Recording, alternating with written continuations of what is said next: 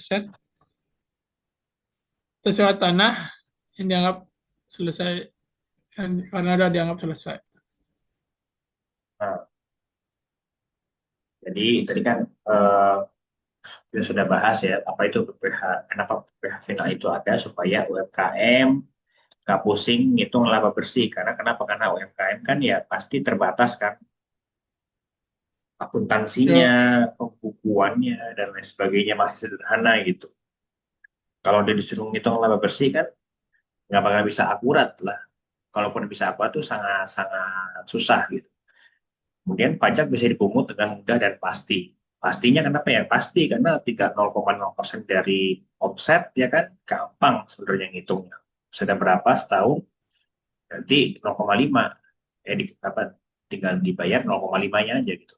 Kemudian sektor tertentu yang susah diaudit langsung bayar berdasarkan omset.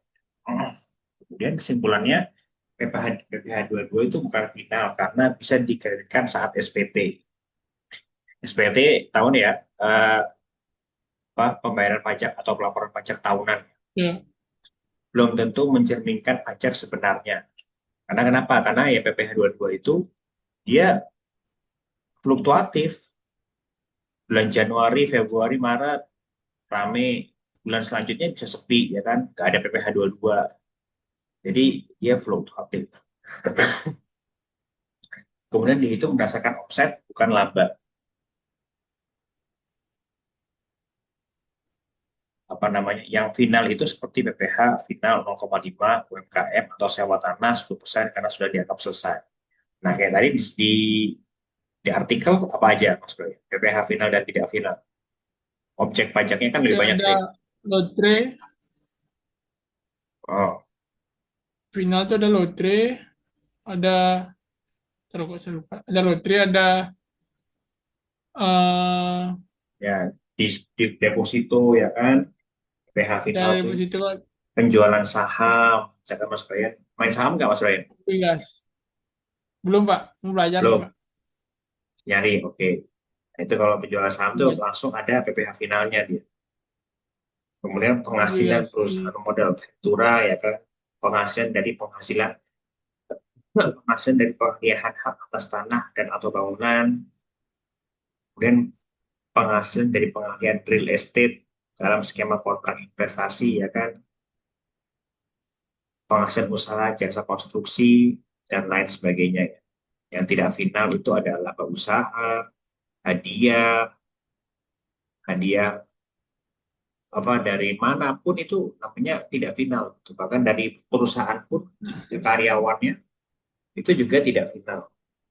Kemudian bunga ya kan, dividen, apa itu dividen Mas Wen? Terus Pembagian obligasi, obligasi kan surat. Dividen tuh dividen apa dividen cuma pajak ya, dengan pajak ya. apa? Dividen tuh dana ya, dana yang diem ya. Dividen itu penghasilan dari pemilik apa? Penghasilan kita sebagai Hmm. pemilik saham. Itu namanya dividen. Ya, ya, ya, Pak. Gitu. Jadi kalau kita kerja kan namanya gaji. Kalau kita pemilik saham, terus kita dapat bagian dari keuntungannya itu namanya dividen. Seperti itu. Oke, lanjut. Apa itu pajak terhutang? Supaya kan Pajak terutang adalah pajak yang seharusnya dibayar menurut SPT tahunan. Kalau BP wajib pajak sudah bayar total 100 juta sepanjang tahun lewat angsuran BPH 25, BPH 23, dan lain-lain. Lalu ternyata total pajak yang seharusnya wajib pajak bayar dari perhitungan akhir tahun adalah 110 juta, maka pajak terutangnya adalah 29 juta atau sebenarnya 10 juta, pasal 29. Itu yang harus kamu setor saat laporan SPT tahunan. jadi pajak terhutang itu apa sih? Pajak yang seharusnya dibayar menurut SPT tahunan. Jadi misalkan Mas Bayan udah bayar total 100 juta sepanjang tahun, ya kan? Melalui PPh apapun lah, 22 lah, 25 lah, 23 lah, 21 lah. Ternyata pas dihitung-hitung, ternyata PPh badan yang harusnya Mas bayarkan saat SPD tahunan itu 110 juta. Nah, maka pajak terutangnya 10 juta.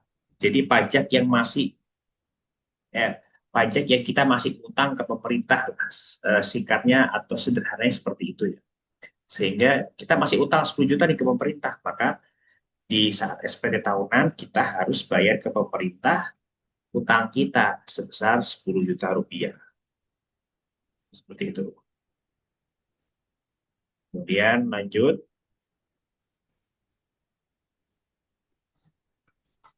Apa itu pajak yang bisa dikreditkan? Pengertian, pajak yang sudah dibayar sebelumnya boleh dikurangi dari total pajak terutang saat akhir tahun. PPh 23 dipotong 2% saat kamu dibayar oleh klien, PPh 22 dipotong distributor, PPh 25 dibayar tiap bulan. Semua itu adalah kredit pajak. Gunanya untuk mengurangi total PPh badan pasal 29 akhir tahun. Contohnya kasus praktis, pajak terutang PPh badan akhir tahun 30 juta. PPh 23 dipotong klien 5 juta, PPh 25 yang kamu bayar bulanan 20 juta. Maka pajak yang masih harus dibayar pasal 9 adalah 3 juta kurang 5 juta kurang 20 juta sebenarnya 5 juta. Itu yang wajib dibayar saat laporan SPJ tahunan. Nah, jadi apa itu pajak yang bisa dikreditkan? Pengertiannya pajak yang sudah dibayar sebelumnya dan boleh dikurangi dari total pajak terutang saat akhir tahun. Ya, contohnya kayak PPh 23, dipotong 2% saat kamu dibayar oleh klien, ya kan? Nah, PPh 22 dipotong distributor, PPh 25 dibayarkan setiap bulan. Nah, semua itu sudah dikreditkan pajaknya. Artinya sudah dicicil seperti itu. PPh badan Ya, kita itu setiap bulan sudah kita cicil. Sehingga nanti pada saat kita bayar SPT tahunan itu seakan-akan dapat diskon ya kan. Wah, ada pengurangan pajak padahal emang kita udah cicil aja gitu dari awal gitu kan. Gunanya apa? Untuk mengurangi total PPh badan atau pasal 29 di akhir tahun. Nah, contoh kasusnya adalah pajak terutang PPh badan akhir tahun 30 juta. PPh 23 5 juta, PPh 25 20 juta. Maka pajak yang harus dibayarkan ya 30 juta, kurangi 5 juta, kurangi 20 juta. 5 juta sisanya kan. Nah, itu adalah pajak yang harus dibayar saat SPT tahunan. Seperti itu.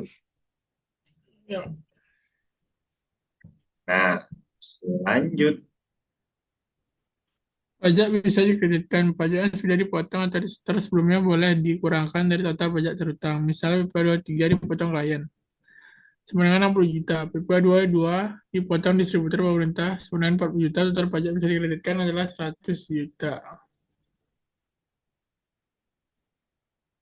Kalau SPT tahunanmu menyatakan kamu harus bayar pajak, harus bayar 500 juta, maka sisa yang harus disetor adalah 500 Kayak juta kurang kayak 1 dapat juta. diskon ya kan.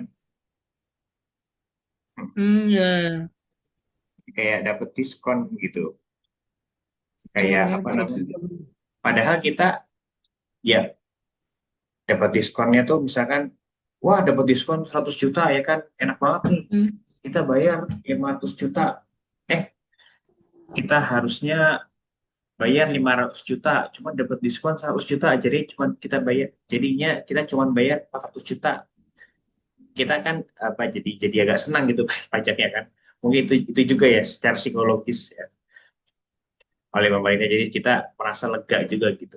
Padahal ya enggak ya, kita udah cicil dari awal gitu. Sehingga kayak dapat diskon padahal emang uang kita, uang WP, uang Mas Brian ya sudah dicicil lewat potongan itu gitu loh. Tapi kalau misalkan ya. lebih, nah itu yang jadi masalah. Lebih itu banyak teman-teman saya juga yang bilang sangat susah, bahkan hampir hampir hampir nggak mungkin dikembalikan ya. Hmm, Yang sudah masuk di kas negara tidak bisa dikembalikan. Tuh,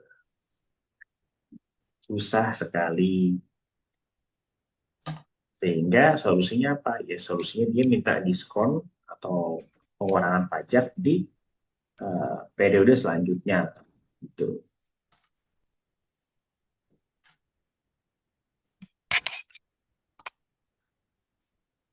Nah, nih.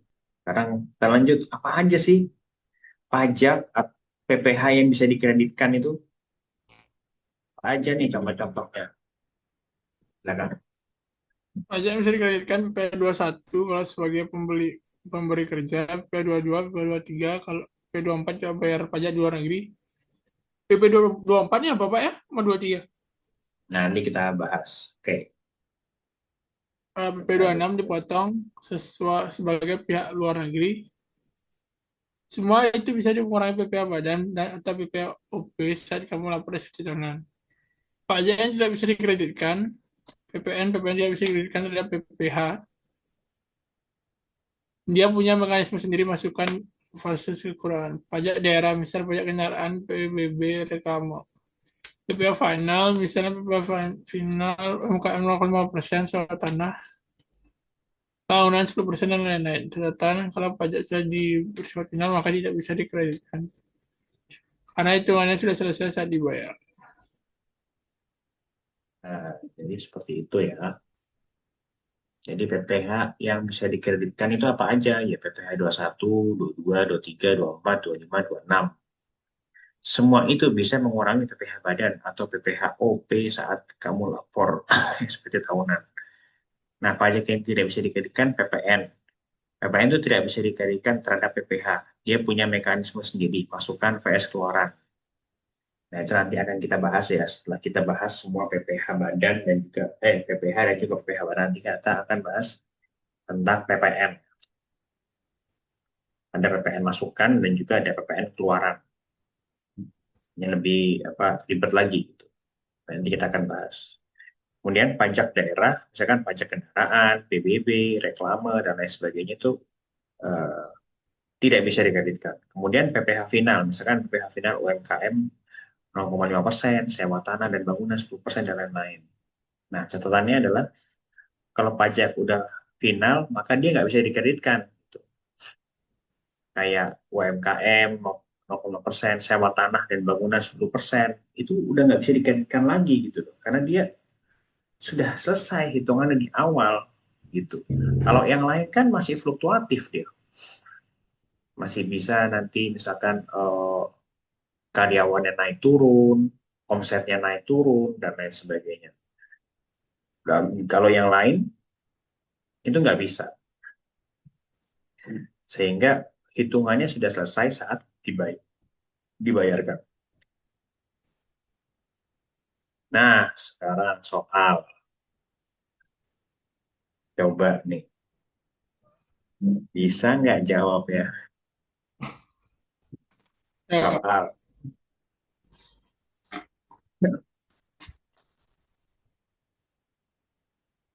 Ya, ada soal. Coba dibaca dulu. Supaya. PT Pos Sentosa menjual peralatan elektronik senilai 200 juta, belum termasuk PPN pada instansi pemerintah. Tarif PPN 11%. Tarif PPA 22 penjualan pemerintah oleh rekan brand PWP 1,5%. Semua transaksi tunai dan lunas saat itu juga. Berapa total yang jual tagih ke pemerintah? Berapa? Iya, mati.